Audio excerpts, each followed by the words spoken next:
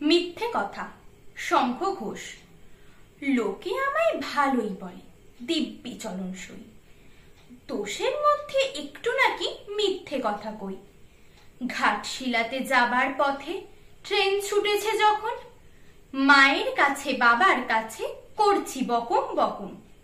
হঠাৎ দেখি মাঠের মধ্যে চলন্ত সব গাছে এক এক রকম ভঙ্গি ফোটে, এক এক রকম নাচে। ও মা, দেখো নৃত্যনাট্য। যেই বলেছি আমি, মা বকে দেয়, বড্ড তোমার বেড়েছে ফাজলামি। চিড়িয়াখানার নাম জানো তো? আমার সেজ মেশর আদর করে দেখিয়েছিলেন পশুরাজের কেশর। কদিন পরে চুন খসানো দেওয়াল জুড়ে একই, ঠিক অবিকল সেই রকমই মূর্তি যেন দেখি। ক্লাসের মধ্যে যেই বলেছি সুরঞ্জনার কাছে, জানিস আমার ঘরের মধ্যে সিংহ বাঁধা আছে।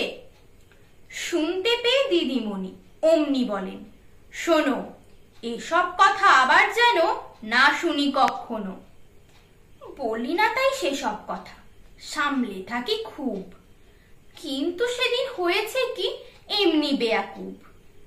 আকাশ পারে আবারও যেই চোখ গিয়েছে আটকে, শরৎ মেঘে দেখতে পেলাম রবীন্দ্রনাথকে।